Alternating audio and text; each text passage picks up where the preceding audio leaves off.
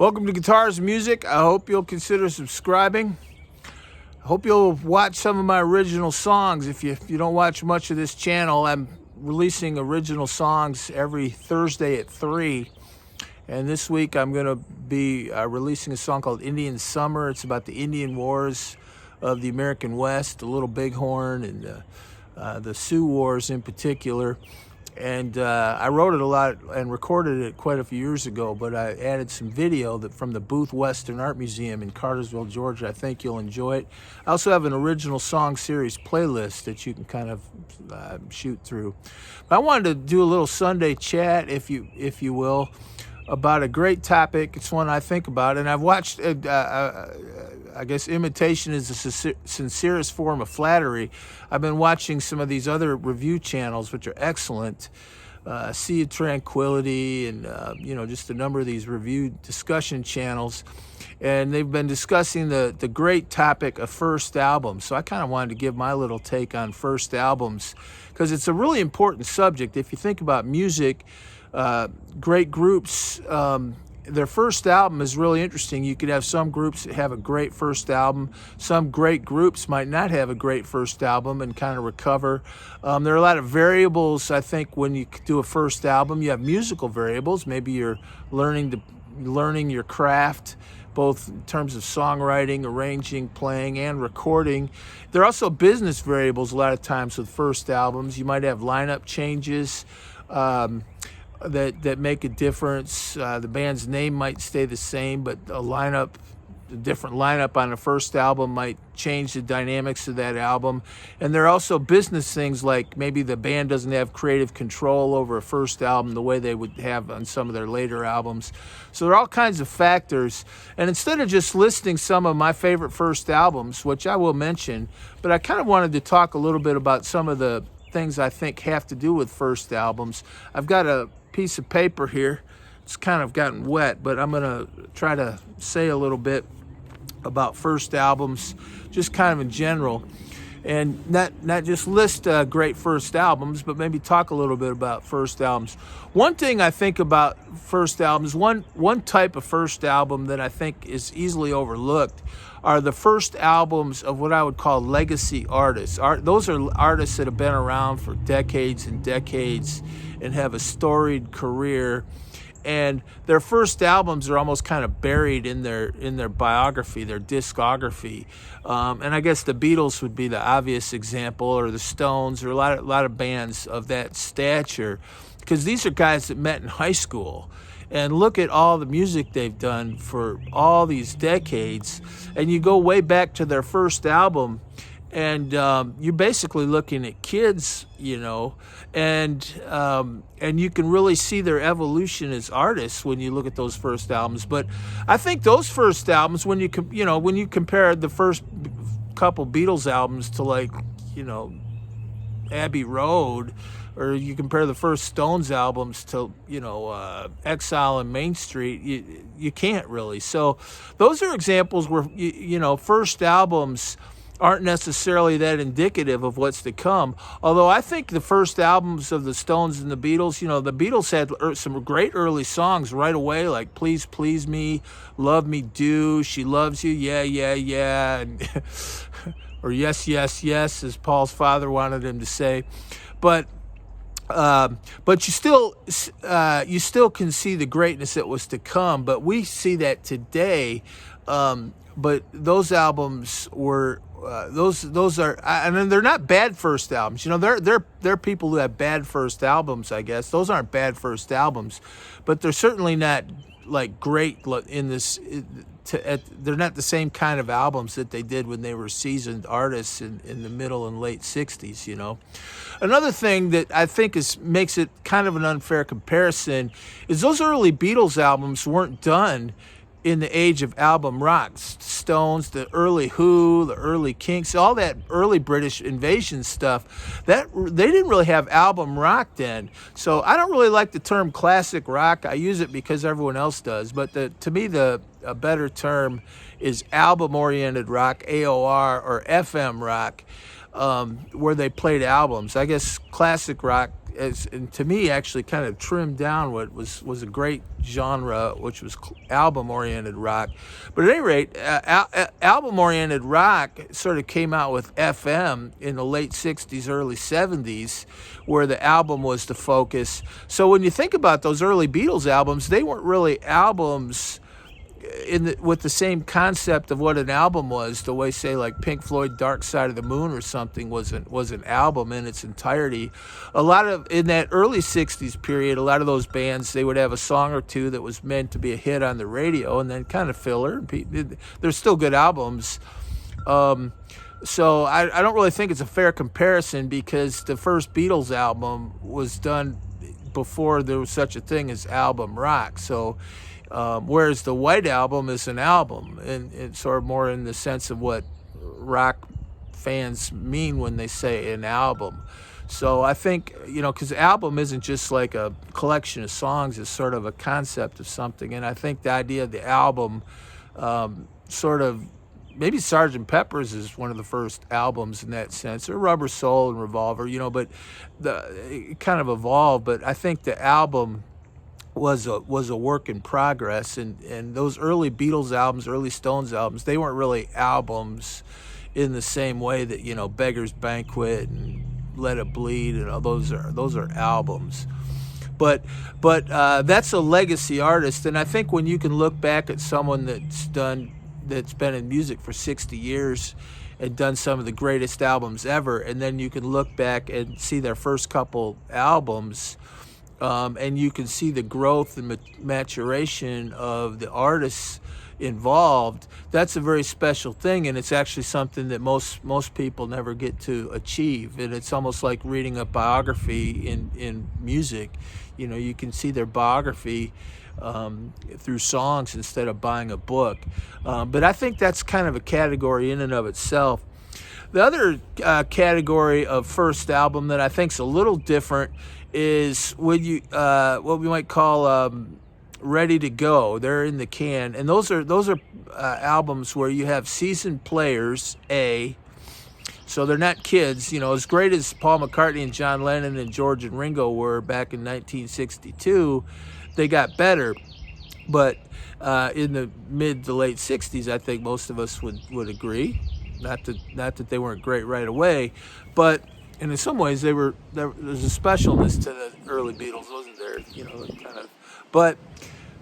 But another type is when you have seasoned players that are at the top of their game and they come together and do something new and produce a great first album. And there's no misfires, there's no learning curve. They're just coming in and they're putting it all together. And that's not only musically, they've got command of their instruments and the craft of recording, the craft of putting an album together. But another important variable there is they've got to have good songs. So you've got to have musicians coming together with a pocket full of good songs. I always say good songwriting. I write songs. You got to write 100 songs to get 10 really good ones, maybe more.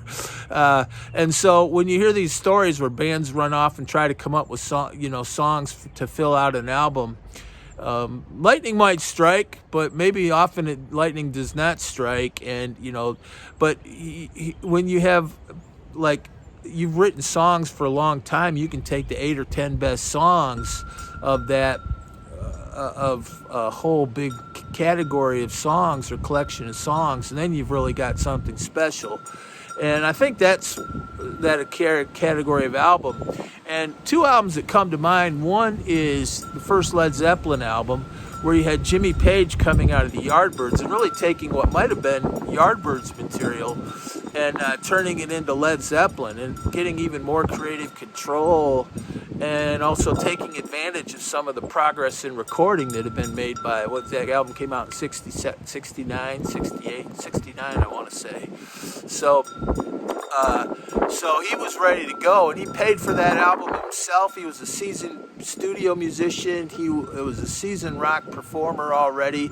He got John Paul Jones, who was also a seasoned studio musician. So this was kind of it was almost like when they put together the Monkees, at least in the sense that they got good players. They weren't. I mean, he was more like picking up the phone and calling somebody you knew would do a good job. they got John Bonham, and then this young kid named Robert Plant, who had a great voice, but also was very creative. You know, he didn't just have a good voice and look good. He was also very creative and musical and thoughtful person in terms of lyrics. But they put that together. They recorded that album, and it's just one of the all-time great first albums, Led Zeppelin 1. I talked to a guy the other night, and he said that's his favorite Led Zeppelin album, and I didn't agree with him only because I like some other Led Zeppelin albums better, which, you know, Led Zeppelin's got quite a few pretty good albums. I've always been kind of partial to Led Zeppelin 4. But Led Zeppelin 1 is definitely one of the best first albums ever made. And it's unlike the Beatles or the Stones' first albums, it's an example of somebody coming in, you know, right out of the gate with the killer, you know, credentials. He paid for that himself. He did everything. You know, he recorded. He was, I don't know if I'd have to check the album. I don't remember if there was a producer, but all those Led Zeppelin albums, Jimmy Page was the real producer. Literally, you know, in reality, if not in actual fact. So another album that I think is like that, where they're ready to go, you know, not only with great players, seasoned players, but also great songs that, you know, are just dying to be on an album, is the first Bad Company album. You know, you had Mick Ralphs coming out of Mott the Hoople, and you had Paul Rodgers coming out of Free. What was it? One of the guys was in King Crimson, Simon Kirke, I think. I'd have to check. Boz Burrell. Correct me, you Bad Company fans. But particularly, you had Mick Ralphs coming out of Mott the Hoople, and he had a couple songs that he had that might have been Mott the Hoople songs. And then Paul Rodgers came out of Free, and he had a couple songs that might have been Free songs. And you took those together, so they not only have the great players and one of the great singers of all time, Paul Rodgers, but they also had songs ready to go, and that's such an important factor. Like I said, you got to write 100 songs to get 10 really gem ones. And that first Bad Company album, I'm gonna put this out there. I think it might be the best first album that I can think of. There's some pretty good first albums, but I think that first Bad Company album might be the best first album I can think of. Just every song, right from Can't Get Enough of Your Love to Rock Steady, the title track, right down to that acoustic song Seagull. Every song on that is a great song.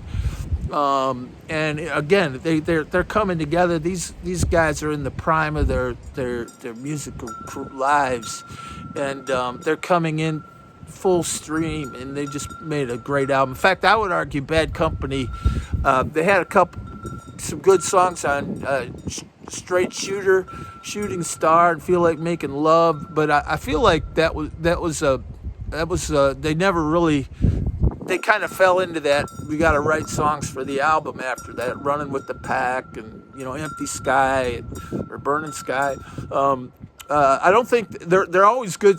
Bad Company's a great band. They always had some good songs on every album, but I don't know, in terms of an album and in its entirety, they never, in my opinion, came close to that first album. I think if someone asked me what's the best first album ever, I'd have to say that first Bad Company album is the best first album of any band I can think of. There might be, I'm sure there are others, but that's up there. But it's an example of, you know, seasoned players coming in. These weren't kids, kind of like, you know, with the new recording contract. These were great players, great rock musicians, and great songwriters. And once again, you can't. I don't know if you saw that video I did a few weeks ago, the Eagles versus Poco. It's on how important songs are, and I think that's true with Bad Company. That first Bad Company album was great playing, but all the Bad Company albums have great playing. But what they really did is they took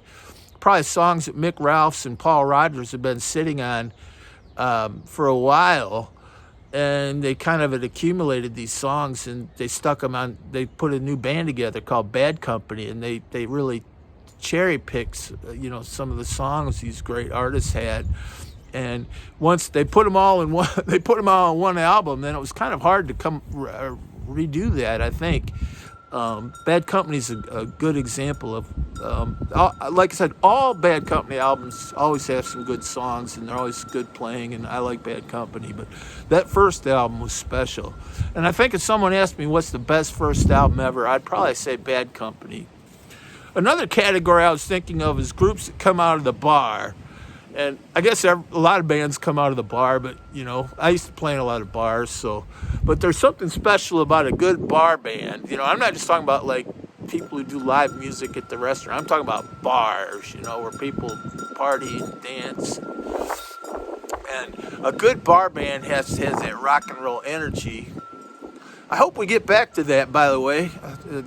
I think we need, in rock music, people talk about is rock dead, is the guitar dead. We need live bands and rock in towns, not just in stadiums, But a lot of the great bands came out of the bars. And then their first album is kind of like a bar band being recorded, and their later albums might kind of evolve as they got fancier. But you can really hear that bar band in the first album in a way that, I guess being a good bar band never really leaves you all the way, but their first album is just, they're walking right in off the bar, right out of the bars playing, and it's got that bar band feel. And I like that. Sometimes their albums got better, but there is something special about a really good bar band just being, recorded. I think one of the best examples of that would be Van Halen, the first Van Halen album, which is my favorite Van Halen album. I always thought the later Van Halen, Jump, and some of the I never thought Van Halen really. I always respected Eddie Van Halen, R.I.P., but I never thought the band Van Halen came close to that first super duper good first album. I know they always had good stuff after that, but that was right out. They came right out of the bars, and they've been doing some original songs in the bars, but they still did some covers like "Girl, You Really Got Me." But you could hear it. You could hear they're a bar band in that album, and that's why it's so great. It's a bar band album, and in that case, I think the fact that I think it's a lot of live playing. They maybe overdubbed some of the soloing and everything, but it's not, they're just plugging in and playing, and it's a great album. Another bar band album, first album, I think is the first Aerosmith album, which is a great album. But that's an example, I think, where the band got better. I think they got better on Get Your Wings, and they got really a lot better on Toys in the Attic and Rocks. Then, of course, we all know what happened to Led Zeppelin or Aerosmith, by the time they got to, Night in the Ruts and some of those. But that first album is easy to overlook. It was good enough to, I say it was a good enough album to establish Aerosmith as an awesome band. It's got like Make It, Walking the Dog, Mama Kin, and of course Dream On is on there, and that's a great example where Dream On was kind of buried in there. And I remember listening to Dream On when no one heard it. I'm old enough and I've been into rock and roll long enough, and good rock and roll, that I remember being over at my friend's house and we would listen to Dream On and we would say, I can't believe no one's ever heard this song. And it was several years before that song became the song it is today. But that first Aerosmith album, unlike the Van Halen, I think Aerosmith definitely improved in a lot of ways, songwriting wise, recording wise. So their first album is good. It's a solid first album, and I think it got them over that bar of being a great band. I think it establishes them as a great band. But unlike the Van Halen album, I think their later album showed more development. But that first Aerosmith album, it sounds like a bar band to me, which is great. It sounds like a really kick-ass bar band. But I think their second and third albums, they never lost that, balls in your face quality Aerosmith, at least till MTV came along. But I think their second and third albums were and fourth albums were better overall albums, no question. But that first album to me is an example of right off the street, right out of the bar into the recording studio, and kind of playing the best songs that they had, in that one shot. And that's a chance a lot of bar bands never get, and Aerosmith made good on it. And that's it's a pretty good first album. Another category I was thinking of is super sessions, and that. I guess you could kind of say like what I was saying about Bad Company or Led Zeppelin, but first albums that are like where you have like a super group. Bad Company was kind of a super group, and Led Zeppelin was, I don't know if you should call them a super group in their super band, but in the way we used super group, a lot of times it's like you take these superstars from these other bands and kind of assemble them. It's like an all-star team or something. And I guess Crosby, Stills, Nash and Young would be a super group. A lot of times super groups, I would say, don't live up to expectations. They're kind of like that basketball dream team. It's like every player was awesome. When was it for the Olympics? When was that? Every player was awesome, but they weren't that good as a team. I don't follow basketball, but somebody said that once. And but I think Crosby, Stills, Nash and Young, if they were a super group, and I think that they were really good. I think Neil Young was kind of added on, I think, to play. They need an extra guitar player, but I think the vocals of Stills, particularly Graham Nash and David Crosby, it was just killer. So that was one super group that worked out. But sometimes those super groups don't work out. And I guess one example I thought would be Blind Faith, their one and only album. And there I think you had great playing, but I think that's a good example where they kind of put it together. They all were famous, except maybe Rick Gretsch, not quite so famous, but he was famous in England. So, but you had Ginger Baker, Steve Winwood, and Eric Clapton. But I don't think they had the material to do an album. And so, unlike Bad Company and some of these other examples, or Jimmy Page, I think they kind of just came together. I think the best songs on that album are the Steve Winwood songs. The Steve Winwood songs evoke Traffic. And I always think that album was an example of how cool it would have been to take the Eric Clapton solo career and Traffic at the height of Traffic, and you can hear elements of the Eric Clapton solo stuff and Traffic in that album, but it was never really materialized, and they did a tour and it kind of fizzled out. So I think sometimes those super groups were they're not overrated, but they just shows you how important having a band and having good songs is. You can take the greatest players in the world, but if you don't have good songs ready to go, they can't play. They'll be limited. You got to have great songs for a great album. Finally, I think another category are groups that had decent first albums, but it took a live album. There are probably a lot of groups like this. I was thinking of REO Speedwagon, Riding the Storm Out, such a good song, but the studio version is markedly inferior to the live one, and I think that's now REO 2 is a good album, REO 2, but Riding the Storm Out, they had another singer, is Mike Murphy, and several of the REO classic songs didn't really gel, and they played them so good live. And that's a good point about first albums. A lot of times you might be the greatest band in the world, and I've had this problem in my recording experience, which is some. You get in the studio and you don't get your sound. A lot of times, to me, it's a sound issue. That night, the night before, you just sounded killer. You leave everything the same, then you get in the studio, and they either change something, or for some reason it doesn't sound the same, and you're paying for money for this. And I actually can hear that on a lot of those old albums. And sometimes I think it took live albums to really, really. Not always. Look at how good that first Led Zeppelin album is. That's a studio album, but I think Jimmy Page kind of recorded stuff live in the studio almost with some overdubbing. But some bands, it took live albums to really bring out. They had good songs on their first albums, but it took a live album. There's a lot of examples. Bob Seger, I think, is like that. But the band I especially thought of was the Jay Giles band. Like First I Look at the Purse, Looking for a Love. A lot of those songs are on their early albums, but it was at first Jay Giles with Full House that really made that band great. Whammer Chammer, because it took a live album.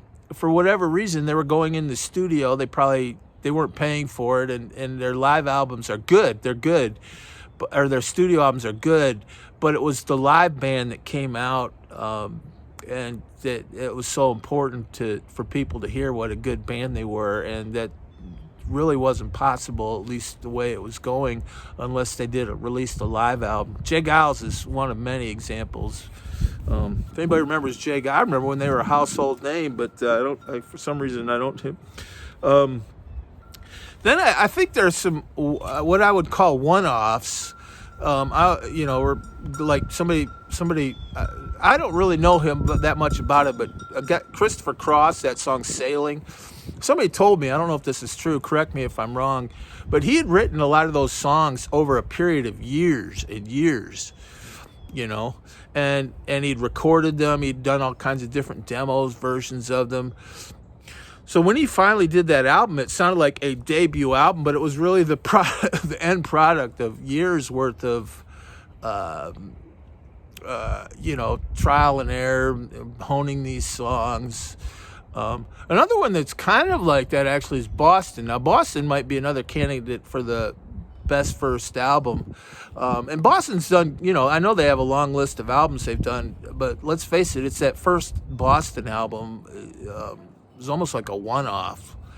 But that was another, I think Tom Scholz had, messed around with those songs so much. And, the demos were so good, they just kind of ended up using those. But he just like messed around recording those for a long time. And so a lot of things to think about when you talk about first albums, I think the best first album, I'd have to say, I don't think Bad Company's a better album than the first Led Zeppelin album, but I think if you're talking about the category of first albums, I think Bad Company might be the best example of a first album I can think of. That's just a superb album, and it epitomizes a certain excellence of first albums. And I think the fact that Bad Company never, in my opinion, rivaled that album again, as good as some of their other songs were later, says a lot. So I don't know, if you ask me tomorrow, I might change my mind, but I would say the first Bad Company album might be, to me, the best first album that I can think of. Really a great album, and it kind of puts everything together. There's like I said, there's so many variables when you come to first album. And Bad Company's first album was also right smack dab in the middle of album-oriented FM rock, and in its heyday. And so they really put it all together. And but it was they knew what they were doing. They weren't like praying the lightning would strike or this song turned out okay. I mean, they had great players, and they had great songs. Because everybody, if you don't have good songs, you're not going to have good music. You might have good jamming or soloing, but I mean, the overall packaging of an album requires good songs. And I think in all the cases I talked about, you have good songs to varying degrees. But all those artists that ended up being great have good songs.